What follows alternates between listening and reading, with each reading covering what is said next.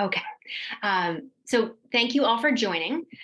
We are going to start with just a couple updates and some community news, and then I will turn it over to our guest speaker, Laura Rost, who is going to talk to us, do a presentation on No Mow May, and then we'll have a nice discussion about it. So just to start, a lot of you probably heard over email, or we're actually in person, about the pesticides and pollinators hearing at the State House on May 10th. And I just wanted to update you all that we got, I think there were around 70 people who spoke, all but 3 strongly in favor of the different bills under consideration.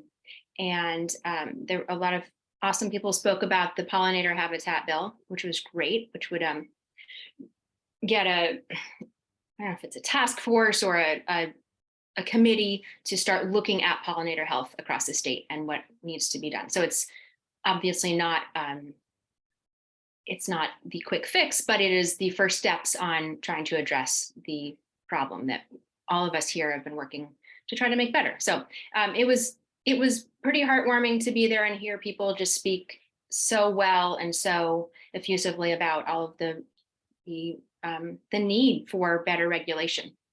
And I know some of you were there. It was great to meet a lot of you in person, which was really nice.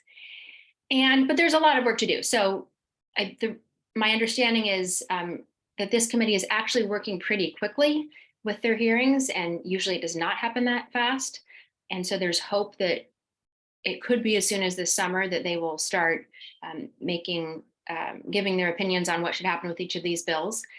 And at that point, I mean, up until that point, we still have a lot of advocacy we can do by sending letters and trying to encourage our own representatives to support these bills.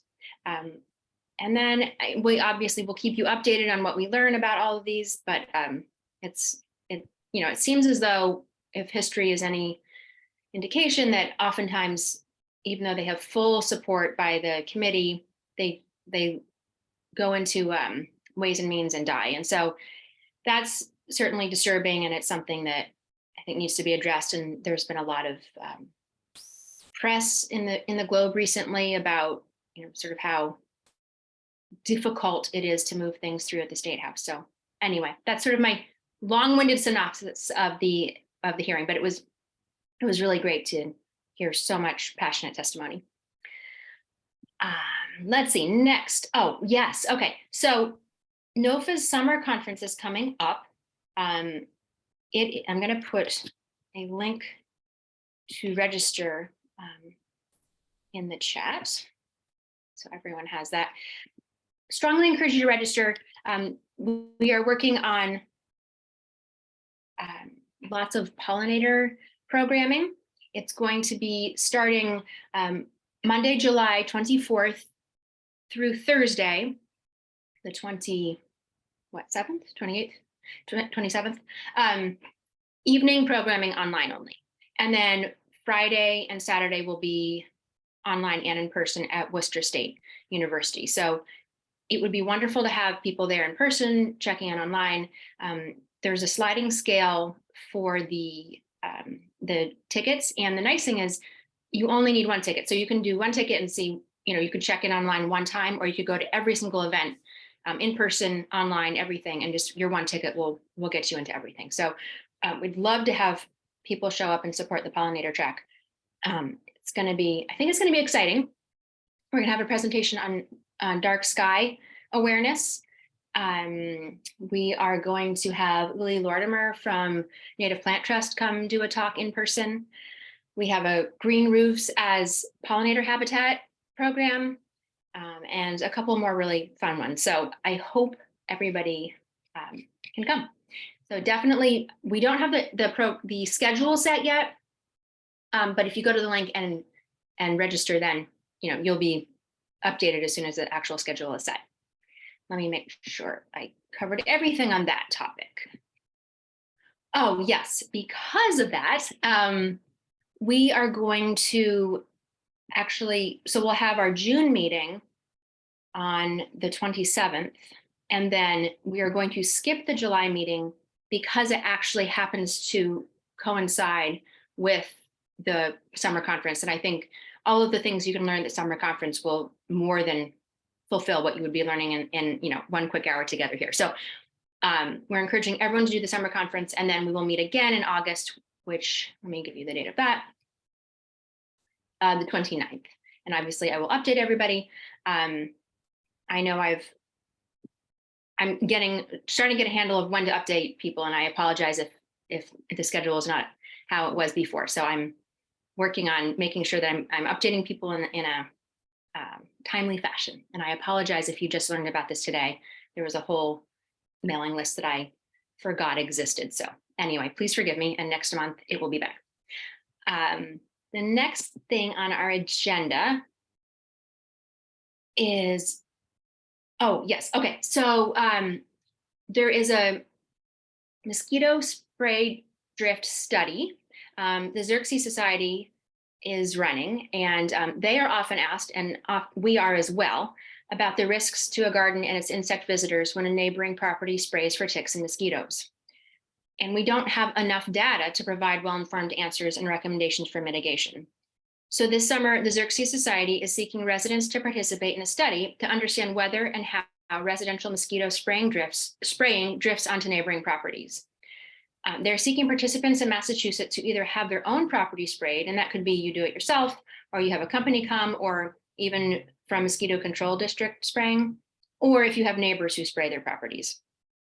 And if you are at all interested and they really, really want to get as many participants as possible, please fill out the survey that I'm going to drop in the chat. And also, please share with your networks. The more people who participate, the more information they'll have. So definitely, if you think you qualify, fill out that form. And I think that form helps you determine if you qualify as well. And next, is Anna here? Anna, are you here? There was one of our members had wanted to discuss if people are noticing fewer insects in their gardens this season. And I don't know if, well, I guess we could just say, are people noticing fewer insects in the garden this season? I'd hoped Anna would be able to lead us in this question. Bruce, yes, Brucey, go ahead. I know from talking to Anna recently that she had driven from central Massachusetts into Boston and back, and not had just recently, and not had a single bug on her windshield either way.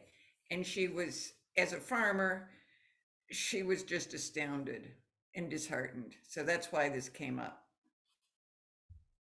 And that's a change that everybody who's been noticing can attest to. It's just, you used to go out in the summer in an evening and your bumper and windshields would just be plastered like 30, 40 years ago. And I haven't had that happen in a long time. Thank you, Brucey. Carol, and then Isabel.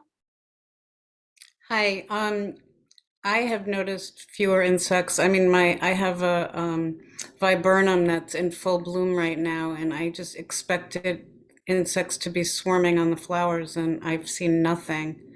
Although earlier I did have, I have beach plum, and they were just filled with flowers. So, I mean, I'm sorry, filled with all kinds of bees, bees and flies, and so I don't really know, but it definitely seems like less. Although I have not seen an insect killed on my windshield for a long time, so that doesn't really surprise me. Thank you, Carol. Isabel. So from Concord, Mass to Tanglewood, for years, I've not had any insects. I would say at least 5 years. And I've seen more, maybe it's awareness, but I've seen more swallowtails, black and yellow swallowtails this spring. And the bees are about the same level because I don't have a lot of bloom around yet.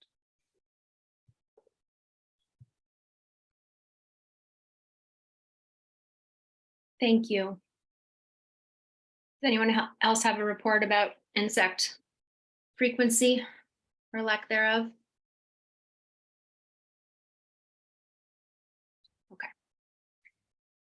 Okay, so unless there are any hot topics that I didn't get, that I missed, and I'm happy to give a minute or two to that, we're going to move on. So does anyone have anything pressing that they want the group to know before we move on? John? Yeah, Pollinator Week is coming up, June 9th. Sorry, John, you just muted. Sorry, Pollinator Week is coming up, June 19th to June 25th. So it seems that it's an opportunity.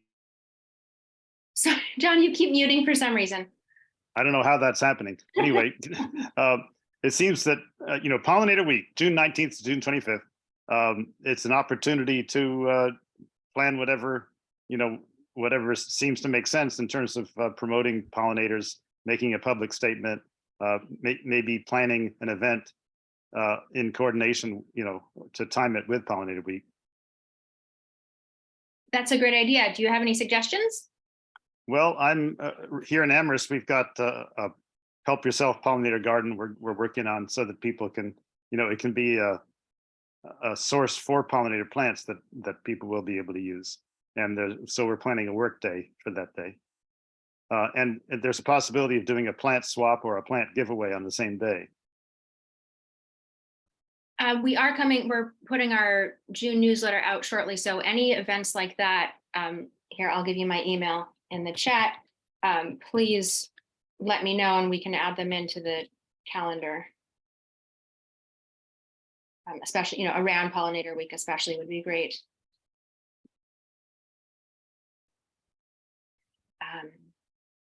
Isabel, your hand is up. Do you have an? Yeah. Okay. Yes. I signed up for the survey about spraying, and I haven't heard anything back. So I don't know, what their time frame is. Can they let us know what the time frame is?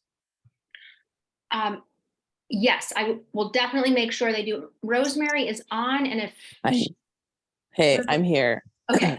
Sorry, I'm very sick. But I just quickly, the timeline.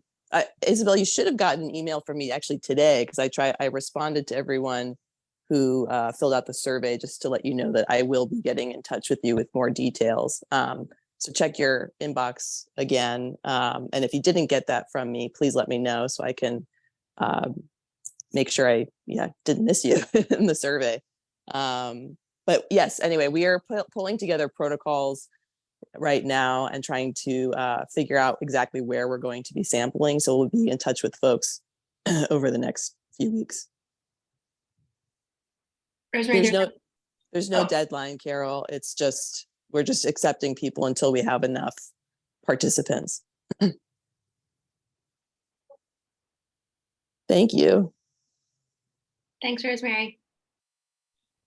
Okay. Anyone else before we move on to our main event? Okay. So I am delighted to introduce Laura Rost. She's the National Coordinator of Bee City USA and Bee Campus USA for the Xerces Society, which is supporting communities working to reduce pesticide use and protect native pollinators. She has been with the Xerces Society since 2014, previously working on the membership team. Before joining Xerces, she worked for a variety of environmental groups on issues ranging from in-stream water rights to green building. Laura holds a bachelor's degree in environmental studies and has a certificate in nonprofit management from Southern Oregon University, which is the first Bee campus affiliate. Laura, I am delighted to turn this over to you. Thank you so much. Hopefully my dog won't bark a bunch during this. We'll see. All right, 1 second here.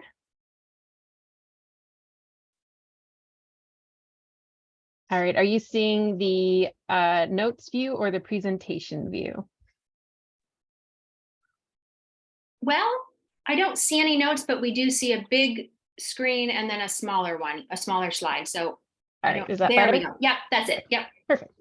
All right, well, thank you, everyone. I really appreciate you taking the time to hear this presentation. You may have heard about No Mow May, and I realize that we're at the end of May, but what I'm going to be talking about is going to be really relevant throughout the year. But No Mow May is just one of these things that can be a tool to talk about pollinator conservation in your community. So this is kind of just a lens with which we can talk about many different issues. Just to start, I just wanted to kind of give you a bit of an overview about the Xerces Society. I think you're probably mostly familiar, but we've been around since 1971. We're a membership-based organization. We have staff in all over the US. We have about 80 staff now, and we work on all different types of invertebrates. A huge percentage of our work is around pollinators and agriculture, but we also work on monarch butterflies, freshwater mussels, fireflies, all sorts of fun stuff. So if you're interested in any invertebrates, we probably have some fun publications you can enjoy on our website. So if you're not familiar, Bee City USA is an initiative, or Bee City and Bee Campus are initiatives of the Xerces Society. They used to be an independent nonprofit, but we basically adopted it when the founder, Phyllis Stiles, decided she wanted to transition to retirement. So the program's been around for about 10 years. In just the last few years, our affiliates have engaged over 1 million people in pollinator conservation and have protected well over 8,000 acres of new pollinator habitat. And I can get into this if we have time at the end, but I don't want to get too much into it before we move on to No Mow May. But if you want more information, you can visit beecityusa.org to learn more about our certification program. So why are pollinators important? They're responsible for the reproduction of 85% of flowers. So that alone makes them pretty important. But we can also thank them for 1 in 3 bites of food we consume. And they provide over $30 billion of value to North American agriculture. So everything from tomatoes to berries to peppers, all these foods that really make our diets more exciting and varied are often thanks to pollinators. And we know that bees are in decline, you probably already know, but globally, up to 40% of pollinator species are at risk of extinction in coming years due to climate change, pesticides, all sorts of different issues. And we know that about 1/4 of bumblebee species in the US are in decline. And there are 3,600 species of bees in the US. So there's this whole wide world of pollinators that need our protection. Many people think of honeybees when they think of pollinators, but there's so many more bees out there that need protection. Honeybees are not endangered of going extinct, but many of our native bees are, as I mentioned. And, you know, if we want to protect our natural lands, we do need our wild native pollinators to do so. As I mentioned, there are many drivers of pollinator decline. Some of them include habitat loss and degradation, pesticide use, diseases and pathogens, and climate change. So through Bee City and Bee Campus, we have this whole network of affiliates. I just wanted to let you know that we're out here. If you're looking for local partners and connecting with a larger network, you can check us out. We have over 351 affiliates in 46 states, plus DC and Puerto Rico. And all of our program work is based on the same concepts of all of Xerces' work about pesticide reduction and creating pollinator habitat. In your area, we have only 5 affiliates in Massachusetts, but one of our all-stars, Tufts, Medford Somerville, is in Massachusetts, and we're just always impressed with their pollinator conservation work. I highly recommend checking out the Tufts Pollinator Initiative. So here is a list of our affiliates, in case you're wanting to connect with any to volunteer or learn more. But what I'm really here for is to talk about No Mow May. If you've heard about it, basically it didn't originate with Bee City by any means. No one oversees No Mow May. It was an initiative first promoted by Plant Life in the UK. And it's just, the idea is just to create a little bit more floral resources in the spring during a critical time of the year for pollinators. And we know that lawns in the US make up about 40.5 million acres. And about 65% of lawns are in private gardens, private property. So this is a huge chunk of our land. So the reason No Mow May really took off is because of Appleton, Wisconsin. Basically, a few years ago, they had somebody who'd visited the UK and heard about No Mow May and brought it back to Wisconsin. It's a very similar environment to the UK as far as pollinator habitat goes, and when things warm up and whatnot. So No Mow May was an appropriate thing for their ecosystem. So they kind of promoted it and did like basically a test year, and then a second year they agreed to make it permanent. So in the first 2 years, they had over 400 homeowners participate, and they did get some complaints, but many more people decided to join, and it really took off, and it kind of became like a viral sensation, basically. So the reason you might choose to mow less in the spring is that we know that mowing less frequently and mowing at a higher height can increase both bee species and both the abundance of bees and the diversity of bees. So there's a number of studies which I'll link to at the end that talk about this. And we know that if you have a more diverse lawn where it's not just a monoculture of grass, you tend to have fewer pests, and even ticks and mites can decrease. So we know that a very manicured monoculture lawn tends to favor pest species. And one of the nice side effects about No Mow May is that you can save some money by not mowing as frequently, hopefully year round, but especially in the spring. And studies have shown that people actually enjoy seeing some flowers blooming in lawns, and they kind of like seeing a community doing something to support bees. So that's kind of one of the nice side effects. And again, I'll link to these studies and these meta-analyses. All right. Oops, here we go. So the other cool thing about No Mow May is that you don't have to have a huge property to make a difference. Many bee species only travel a short distance in their lifespan, some maybe just a few meters, others a few miles. So habitats of all shapes and sizes are wonderful and can really make a difference. So it's something that you can consider getting involved with. And I believe this is my coworker Matthew's lawn. That's a white clover. So the best time to mow, that is up for debate for sure. There's, No Mow May was from the UK. It's a very it's kind of more uniform as far as an environment goes. And the US is quite diverse in landscapes and temperatures and elevations. So what works for the UK isn't always going to be appropriate for us. So No Mow April may be a better fit for some areas, and also considering just reducing, as I alluded to, reducing mowing year round can really help provide more floral resources.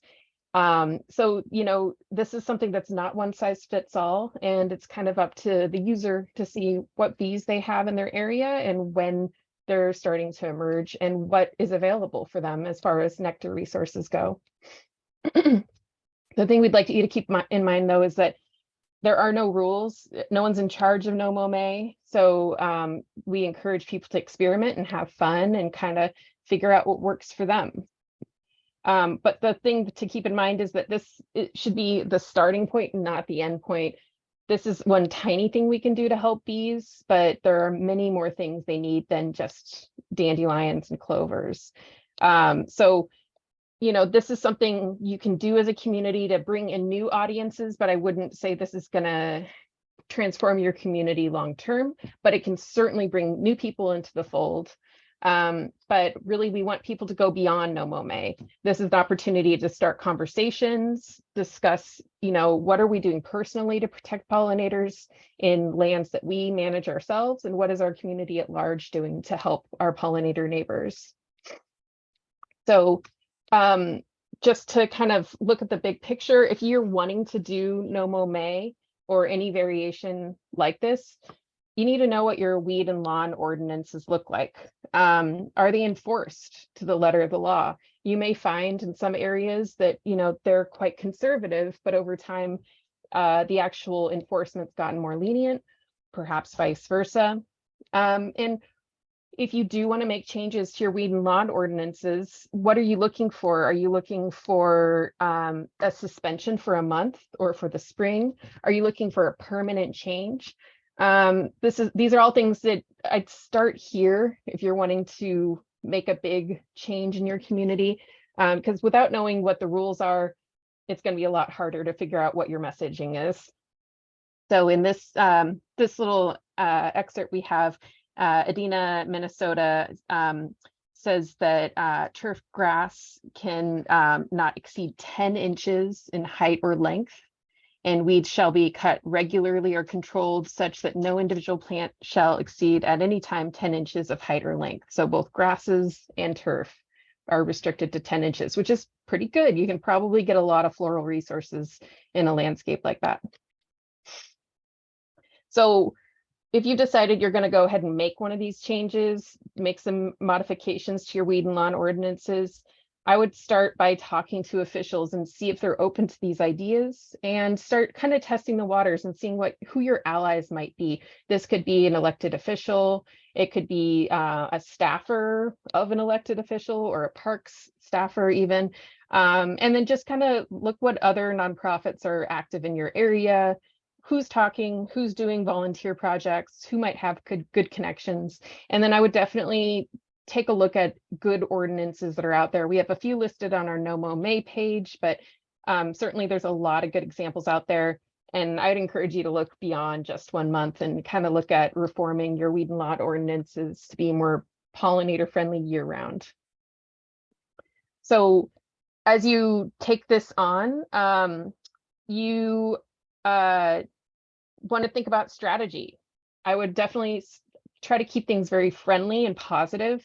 If you're asking for neighbors or elected officials to make a change, I would present this as an opportunity, not a criticism. Nobody likes to be told that what they're doing is wrong or bad. A lot of people are just doing their jobs, and to be told you want to do things differently, it's best to present this as, we have science, we have ideas of ways as a community we can do something fun and celebratory and positive for bees. And it's not saying that they've been killing bees all along or anything. And I would definitely do informational interviews if you can, and ask for advice. You may find that though somebody says no, they may have some really good ideas of how you might be able to tweak things to get a yes going forward. So keep it friendly. And here we have some examples of some no mow, low mow signs out there. So on the right, we have Decatur, which is also known as Beecator. Speaking of which, they've got a great mosquito management campaign that I encourage people to check out. The middle one is Burlington, Vermont, with their Bee City, and they've got a no mow zone that's permanent in their town. And then on the left, we have the Xerces Bee Campus No Mow April sign. We've got them for April, May, and spring for free on our website. And just real quick, I wanted to share a little anecdote about my experience with having a pollinator-friendly yard. And basically, in this year, my yard's looking pretty great, but in past years, it's looked a little chaotic or messy, and I've let things go and kind of let some grasses get a little too long.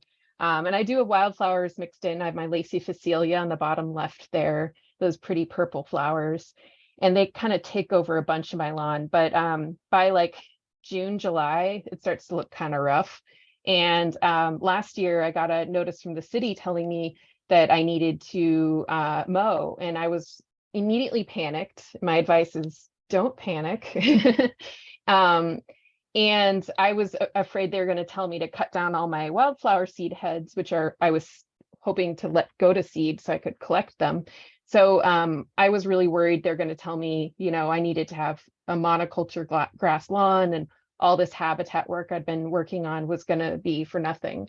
So I followed up and I talked to the person who had written me the the warning and asked him what the issue was. And I said, very panicked, I've got all these plants growing, and I listed a bunch of native plants, and I was like, I don't want to cut them. And he said, no, we don't want you to cut your plants either. We just need you to trim the grasses that are sticking up around some of your shrubs because 4th of July is coming.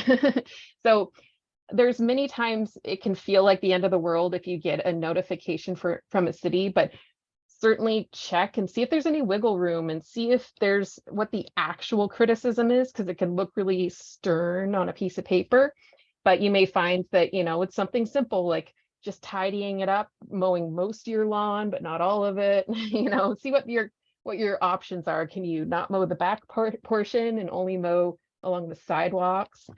See what's out there and see what they think. But whatever you do, if you're talking to someone who's in enforcement, thank them for their help. They're probably just the messenger, and there's no need to criticize them for policies that they're enforcing, because they probably don't have the ability to change enforcement. It's probably over their heads. So make sure you keep it friendly and positive. So on that note, if you're choosing a more well-rounded natural landscape, there's many different ways we can tell people what we're doing and convey intention in a wilder landscape. So this goes beyond No Mow May, but there's many different things we can do to create an appealing landscape that's beneficial. We can create edging and boundaries with fencing or rocks. This is a picture of Decatur's pollinator habitat in one of their community gardens, Willow Lane. And they've got frames of pretty much all these ideas that I have bulleted here, but they've got logs bordering pollinator beds. They have signage to let people know what plants are actually there. Even if they're dead, they can see what they are. They have paths, so it's easy to get around and see things, and it doesn't impede movement. They have pooled plants, so you can see goldenrods pooled in the background. You can, by creating groupings of plants, you can create something that's visually interesting to people and doesn't feel as chaotic. And then they keep things in very good repair. You can't see here, but they've got very tidy benches that are really well maintained. Everything is just really clean looking, and there's no trash or anything like that. With all these different tools are ways we can show intent and let people in on the secret of what we're doing with our landscape, so it doesn't feel so inexplicable, especially if you're kind of the only one in your landscape, in your neighborhood, that's doing a native landscape. It can feel a little chaotic, so there's ways we can let people in on the secret of what we're doing.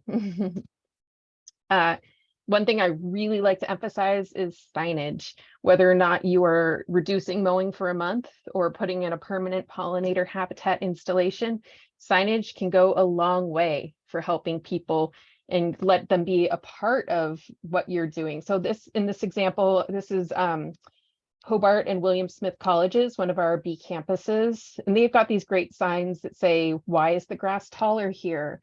It increases habitat, it promotes sustainable landscaping, it reduces emissions, improves stormwater runoff, and provides an area for observation and learning. And what I like about this is not only is it saying like, hey, things are a little chaotic, get ready, but it's saying we're learning here. This is a chance for us to observe and participate in our own landscape. So, you know, this is not only a learning opportunity for the students that may be maintaining this site, or the staff who's seeing what plants thrive and what ones don't, but it's also an opportunity for any passersby to go, oh, hey, look, I can see the pollinator, like these California poppies do really well at this site, even though it's really dry and exposed. It gives them a chance to learn as the school learns. And then also I like this because you can see in the background here, one site is just grass, there's no pollinator resources, and the other side here is full of pretty flowers. So this is an experiment, and some worked, some didn't. They didn't have flowers take off in one area for one reason or another. In other places they did. So this is an opportunity for people to try something and potentially fail, but the sign makes it a little bit easier for people to accept seeing that kind of wilder landscape. And then this is just a pretty sign from Asheville, North Carolina, the first bee city with one of their certified pollinator habitats. And then I won't get into this too much, but basically I created some talking points for if you're dealing with No Mow May and you're hearing criticisms or getting questions. These are some talking points I put together for our affiliate bee cities and campuses, but I think it's applicable to you all as well, potentially in the future. You know, as I said before, why would you participate? Spring is a critical time of year for pollinators, and food resources may be limited, especially in urban and suburban areas. Also in many agricultural areas, spring can be very lacking with floral resources. Oop. And when should you mow less? It varies. It depends on your landscape. So it's something that you'll need to decide locally. Who should participate? Anyone with a lawn to take care of. So it can be park staff, roadside managers, urban and suburban lawns. Who shouldn't participate? Potentially rural lawns if they're surrounded by wildlands. If there's a bunch of like crabapple and willow blooming in the spring, probably the bees are happy with those floral resources and are not going to be too interested in some dandelions. We also would not encourage people to participate if they're applying pesticides and herbicides to their lawn. Even something like weed and feed is gonna basically, there's not a lot of chance there's going to be many flowers blooming in that lawn. And also we don't want to expose bees to those pesticides. And again, if the lawn is only grass, if it's a monoculture, there's no floral resources to be gained. It might benefit something like fireflies or lacewings, but it's not really going to be too helpful for bees. And how do you participate? You can mow less. You can mow not at all for the whole month. You can mow part of your yard. You could put up educational signage, as I mentioned. There's many different ways, and we just encourage people to figure out what works for them. But as you educate people on this concept, keep in mind that this is No Mow May, or in all the variations, are not the end point. It's a starting point to bring in new people potentially to the conversation and start a community conversation about what we're doing to help our bee neighbors. And please keep in mind that lawn and yard care can be very personal and emotional. So be kind as you approach people and talk about these ideas. Keep in mind that they may have a lot of reasons and intention behind their action. So we want to be respectful. And please keep in mind that these weed and lawn ordinance reform can take a ton of time. So that whole process of creating those changes, that is valuable in and of itself. So that's relationship building. And you don't necessarily need to rush things to be a success. So don't worry about it. Think about Appleton. They tested things out before making it permanent. You know, see what works and move along at the pace that works for your community. And again, there are no rules. So, you know, if you don't like the idea, that's fine. You don't have to do No Mow May, but you could do a zillion other things. You can rip out your lawn or never mow again if you can get away with it. And if you hear people say something like, I don't want weeds in my lawn, tell them that's just fine. We're not telling them they have to participate. But we do know that the most important things we can do to help pollinators, and the foundation of all of Bee Cities work and the Xerces Society's Bring Back the Pollinators program, is all based on 4 basic principles. Plant native plants that bloom consistently throughout the growing season. Protect and enhance natural nesting sites by leaving the leaves, saving the stems, having bare patches of soil for ground nesting bees, leaving some dead logs and stems around the area. Number 3, reduce or eliminate pesticides. You can hand pull weeds, you could smother them, replace difficult plants with native plants, tolerate aesthetic damage. You know, if you got holes in your leaves, congratulations, your landscape is a part of the ecosystem. And then the 4th thing is to spread the word. You know, it's great for us to take action personally, but we need to be talking about this with other people, elected officials, putting up signage, bring people in to this idea and encourage them to participate and create change. And in the end, pollinator habitat can be everywhere if we follow these basic principles. It doesn't have to be just like a vegetable garden with flowers around it. It can be a pocket prairie. It can be a bioswale. It could be a green roof. It could be all sorts of different things all over. But if you're reducing pesticides and planting native plants, you can have these little like pathways and corridors and stepping stones of pollinator habitat all over your community. And then I just wanted to end before we talk about questions with some free resources. We just updated our pollinator plants list. So we have regionally specific pollinator plant lists that are even better now. So if you go to xerces.org /pollinator-resource-center, or just Google Xerces Pollinator Resource Center, you can click on the map and find regionally specific plant lists, monarch nectar plant lists, in addition to pollinator lists, and a whole bunch of other free resources. And the URL on the right is beecityusa.org. We have information on becoming a bee city or a bee campus, and then all sorts of different information about our certification and all the cool projects of our affiliates, especially in the blog. So you can check that out. And if you have any questions, I'm here to answer them, but you can also go to our No Mow May page or email me, laura.rost@xerces.org. And yeah, thank you so much. And we can start talking.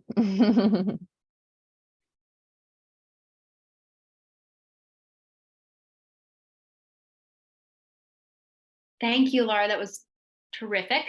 So I would say if people have questions or comments, do the raise hand function, which you should see along the bottom screen. There's the reactions button, and if you click it, raise hand button pops up on the bottom. If you are not finding it, let me know. And I will call on people as I see them pop up. And I'll put some stuff in the chat while we're talking as well. Thank you. John, go ahead. Thanks, Laura, for the presentation. And I'd like to share some research.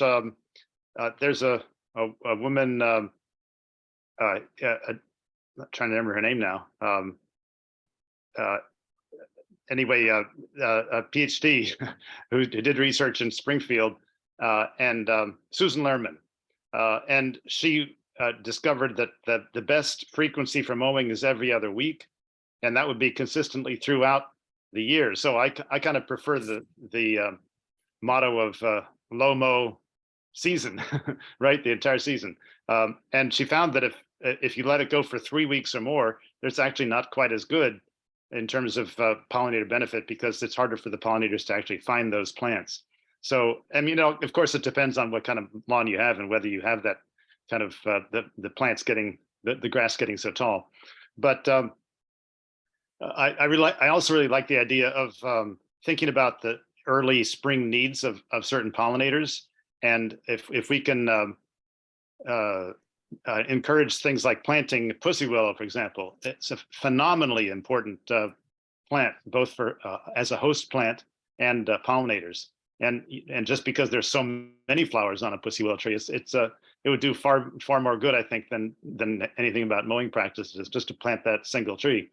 And the last thing I wanted to point out is that dandelions are probably not great for either PR or for the bees. For PR, if you let them grow and they go to seed, people may not appreciate your dandelions going to seed.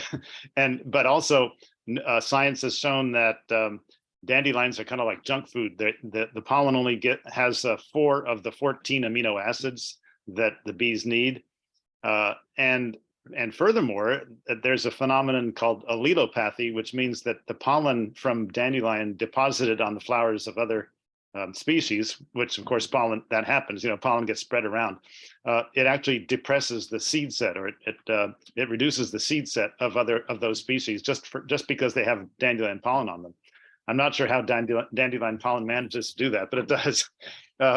So those are just some considerations about what's effective in both in terms of helping pollinators and what's effective in terms of motivating people and what's going to look good, what's going to be popular, right? Because we're really trying to make this whole idea of creating habitat as something that people enjoy, and that's a that looks good, that improves your property value, which is always a good talking point. Yeah, yeah, it is very complicated because there's a ton of regional variation. Just to start in order, Right. with mowing every 2 weeks, it depends on the area. I linked in the chat there to some summaries of some studies. And from what our outreach director has compiled, generally it seems like with the meta-analyses he's reviewed, it looks like every 2 to 3 weeks is best for most areas. But again, it truly varies. It depends on what your weather's like that spring, what area of the country you're in, all sorts of different things. So I think it really, we don't think necessarily you should go the full month, but just kind of keep an eye on what's blooming and what seems to be doing well. And but don't feel guilty if you have to mow. Right. And then as far as pussy willows go, yes, definitely all sorts of willows are a great choice. Trees in general are the unsung heroes of spring pollination resources. One of my favorites are oak trees. And, trees in general are referred to as pollinator meadows in the sky, which I love. And I think that's something to really keep in mind, is like you can have an entire meadow right above your head by just planting, some really choice native trees. So certainly lawns do not have to be doing the brunt of the work for supporting pollinators. With dandelions, yes, the allelopathy is a concern. I don't feel like there's enough data yet to say how big of an issue that is, though. I know it is an issue, but I don't know, like anecdotally, I certainly have plenty of flowers that bloom very nicely besides the dandelions around my yard. But yeah, they are considered kind of like junk food as far as pollinator nutrition goes. But hey, if you're in an urban area and you don't have anything else blooming, I'll take the junk food, But yeah, we try to emphasize other species. I pull dandelions in my yard, especially in the front of it where it's most visible. I try to keep things, I have one mowed strip in the front and I pull all the dandelions, and then behind my hedgerow, I let things get much wilder. But, there's so many other plants, like there's a whole world of clovers out there, including native clovers you could overseed in your lawn. And then there's like self-heal and all sorts of like metal, other choices that are a bit more attractive and tasty. Thank you, John. Carol? My question is about invasive non-native plants in your lawn already. And I feel like, I'm trying to make my front of my house in a homeowners association neighborhood, like look a native garden, almost all native garden, but look attractive as a model for people so that they could see that you could have native plants. But then my lawn has so many non-native flowering plants in it that I can't see letting it grow, because I'm spreading them to all my beds and everything if they go to seed. So yeah, I don't know, what do you recommend for that? And a lot of people don't know, they think they're doing No Mow May and they're just kind of spreading these non-natives around. So what do you think about that? It's really up to each individual as far as what they keep and what they don't keep. If you're planting pollinator plants, I would do whatever you want with your lawn. I would mow as much as you want. If you've got other floral resources that are blooming in the spring and, the bees have food, that's what I would focus on. And participating in No Mow May, I feel like it more than anything is an introductory activity for people interested in pollinator conservation, who can start thinking about like, oh, hey, what if my yard can be habitat, So I'd say this is the starting point. The end point is getting people to reduce or eliminate pesticide usage and plant native plants. So this isn't something we're saying is the answer by any means. It is just a tool out there. So we wanted to convey all this information to make sure people are speaking to this issue based on science and not just saying, yeah, just don't mow and the problem solved, you know. But I certainly, yeah, I would remove, especially truly invasive species, definitely continue to remove them like normal. Do not try to save the bees using, you know, Canada thistle.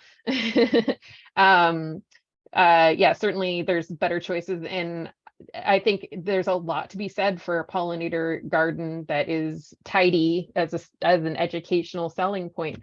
But you know, I think we kind of need that spectrum. We need to give people an inroad to pollinator conservation, and so No Mow May can be that inroad for people who are new to this. And I think it's a stepping stone for getting them to take on, well, next time I go to the nursery, maybe I'll buy that California poppy seed packet, or I'll, you know, pick up some sunflower seeds or get that attractive crabapple tree, you know. But giving them a chance to say, you can do this now and you can help now, I think that alone can be a powerful tool to bringing in a new audience to pollinator conservation. Laura, are you in California? I am in Oregon. Okay. I think some of the plants you're mentioning, I think people are saying, what? Yeah, example, but yeah, Yeah, and that's, I'll put on you get the to wherever you chat. are. I'll put in the chat our new plant list, and it has one of my favorites for your area, button bush. It's the cutest plant. It's a great choice. Stuart, you have a question or a comment? Let's see, I have to, I wasn't sure whether you're unmuting or I am, but I did it. Yes, I do. First of all, Laura, thank you for your presentation. I think you were very thorough and you covered a lot of areas and I appreciate it. And your examples, I am taking exception to one of your button points, which was the part about not encouraging rural salvation of pollinators, because I don't want to discourage anybody. I'm a person who has been a life member of the National Wildlife Federation, where I get most of my information for something like 40 years. And all along I was learning about where farmers have stopped allowing milkweed to be in their borders.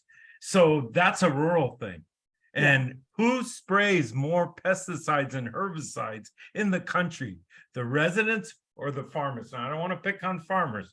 I've got some very close friends, farmers, but I want to say that I don't think, considering the numbers, and that's why I decided to make my biodiversity my number one goal in the rest of my life, we should not tell people, oh, you're rural. I think every single, you know, animal that we can preserve will keep their numbers up. Don't let me get, yeah. No, I think you're right. I've actually, I tried to soften that. I'll just take that out of my presentation because that is something that's come up before. Because like, I think what I'm saying is if you're surrounded by wildlands, like that kind of rural, it's probably not going to be helpful because there's probably, especially like if there's natural lands with like wetland areas, there tends to be a lot of spring blossoms in those environments. But yeah, if you're surrounded by farmland, certainly you may have very few floral resources, and we do need the participation of rural folks surrounded by monoculture farms and whatnot. Thank you Yeah. for reconsidering that, and keep up the good work. Thank you. You're welcome. Thanks, Stuart. I actually have a question. Is there any concern that if you don't mow, you'll attract the pollinators, and then when you mow again, you kill them when they're down in the flowers? That is a concern people have, but generally what the whole concept is about is the fact that at the beginning of that growing season in the spring, there's just not a lot of stuff blooming. And by the time you're at the end of May or April, you tend to have more floral resources showing up in other parts of your landscape. So generally bees will have other places they can go. But I mean, in a perfect world, we'd love to see people reduce their mowing to every 2 to 3 weeks permanently, just to keep those floral resources in the mix. But yeah, again, it really depends on your area. And then there's also some people who believe that cutting the lawn back entirely all at once could kill it. In my experience, I've never had that issue. I let my lawn get about, I don't know, shoulder high, and then we start scything it down, or we use our weed whacker, and my lawn's thriving despite my best efforts.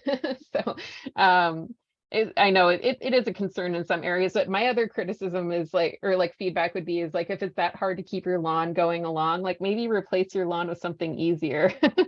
Because, you know, if it's really struggling, like pick a plant that's easier to maintain, do some micro clover, you know, do moss, do some creeping thyme, something else that's more like fitting for your ecosystem if your grass is struggling that hard.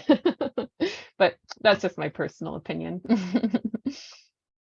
Do you have a recommended height? I know mowing at a higher level is considered better. Is there like a 4 inches, or, you know, something that jumps up the depends. survival rate? I don't have like a set amount. It really depends what floral species you have. My cat's going to visit us here. So if you have clovers, maybe a little shorter might be easier. But if you got some taller stuff like dead nettle, your grass can be a bit tall, and in my experience, they stick around pretty well. But yeah, so the chat, Stuart says, go natives. That's ideally, we'd like people to just be overseeding with wildflowers. But actually, we got some great guides on how to transition a lawn or a meadow into a wildflower meadow on our website at Xerces. If you just Google Xerces meadows, you can find a couple different resources. They kind of get into the weeds, not to be too punny, but really, when you're establishing native seeds, you do want to mow. You want to make sure that you're mowing at specific times of the year for your ecosystem. It varies. But you'll want to mow to give those seedlings a chance to get established. So there's some other things to consider potentially if you're overseeding. But you know, you can also just smother and then lay down seeds. That can be a great option too. I'm a fan of the lasagna method, where you mow, then put down cardboard and pile on free wood chips from your local arborists, and then just plant on top of that. John, do you have a question? Another question? Yeah, I heard you mention, Laura, about thyme, and I'd like to put in a plug for thyme, because I've heard that you know, honeybees, because they're livestock basically, and they live in cramped quarters, and there's a lot of diseases that beekeepers try to keep on top of, but not always successfully. And bees can actually spread diseases to the native bee. The honeybees, you know, can visit flowers and leave the germs, if you will, on the flowers, and then the native bees pick up those germs. So it's in the native bees' interest for the honeybee population to be healthier. And I've heard that thyme helps honeybees to be healthy. I'm not sure exactly what that thyme, you know, what foraging on the thyme flowers does for honeybees, but I've heard that it helps keep them healthy. Yeah, I don't know that about thyme, but I know with sunflowers, it's actually the shape of the pollen actually cleans the bees, quite literally. It's that rough texture on sunflower pollen, which I thought was super cool. But yeah, I'd say more than anything is going with native plants, and diversity of species is probably the easiest way to help bees in your area thrive and stay disease resistant and potentially free. But having high diversity of plants will lead to high diversity of species pretty much always, and therefore a more robust population usually. Isabel?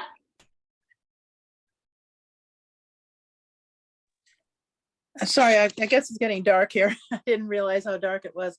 I read the article about sunflowers, and I wondered, is it only native sunflowers, or is it also the commercial, seed that you feed the bird seed? I don't recall what the study was on, but when there are native sunflowers that we do recommend, and then one of the non-native ones that I've seen come up, which is one of the few non-native flowers I feel like Xerces recommends, is lemon sunflower. Seems to be very popular with bees, but I couldn't tell you if they have the same benefit with the pollen. I'll have to research it. Thank you so much. It was a really good presentation. It was so comprehensive. I really appreciated it. We've got a lot of action about No Mow, and I live in a sterile neighborhood, and I sort of stand out in my No Mow, and I'm putting in a pollinator garden in the front, and I need to drop my dirt and compost in using my neighbor's yard driveway. So I went over and said, can I use your driveway? And they said, sure, and I said, well, I apologize, the yard's a little messy. And she says, well, I feel kind of guilty about mowing. So that was a nice plus. That's great. Yeah, it's nice to be able to lead by example. Yeah. Does anyone else have a question or a comment?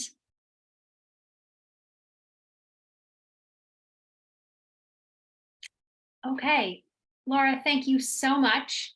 This is wonderful to have your experience and advice for this. I think you'd mentioned your email. I don't know if you put it in the chat. Would you mind just dropping that in if you did not?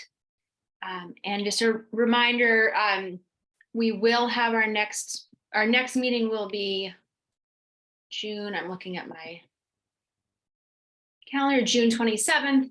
We will not have a meeting in July. We will have one August 29th. And just a reminder, if you want to do I'm going to drop the 2 other links in. This is the survey for anyone who came late. The survey for the spraying pesticide drift study that Rosemary is hoping everyone will sign up for. And then the summer conference, let me drop that in, registration, which we really want to see everyone there. So please register, sliding scale. So it would be really great to have everyone there. Thank you all for coming. I will get a recording out soon, hopefully tomorrow. And you can always, don't hesitate to email me with questions or comments or concerns. And it was really great to see everybody. Thank you for coming. Thank you so much. Laura Benz, if you're still on, let's see, can you put up your hand? Oh, you are there. Laura, hi. Yes, I am in the Portland area. Oh, you're muted. Of course, grass grows really well in that area, the Willamette Valley. Now that I haven't lived in Oregon for a long time, but when I was home last year and driving up and down the valley, it's gut-wrenching seeing the grass fields. But anyway, Yeah, grass seed capital of the world, the Willamette Valley. At least I understand that they've stopped burning the fields. Yeah, they've reduced, it's not entirely stopped, but yeah, they do. There is still some burning happening, but a lot less these days. I have realized over the years that I was in elementary school when Xerces was founded, and I'm forgetting the name of the founder. I'm sorry, but Bob Pyle. Anyway, I mean, maybe partly he was reacting to the grass seed industry and the burning and all that. So Yeah. I wish I had found out about it in the 70s, but at least I know about it now, even though I'm in Massachusetts, not Oregon. So. Well, we have staff in your area now, and so yeah, we're active everywhere. And back then it was super small. For many years, it was just like 1 to 5 staff. And then we just took off about 10 years ago. Yes. Well, anyway, thanks for letting me remember Oregon with you. Yeah. Thanks for joining. Take care. Oh, are you going to the Pollinator Symposium? Which one? The At urban Penn State. At Penn State. Oh, no, but my presentation, yeah, Mace will be doing part of my presentation for me. Yeah. Okay. All right. Well, we'll miss you, but thanks for all that you're doing out west. Yeah, thank you so much. I really appreciate everyone. Let me do this.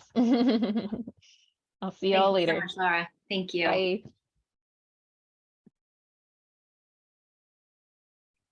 All right. Goodbye, everybody. Thanks for coming.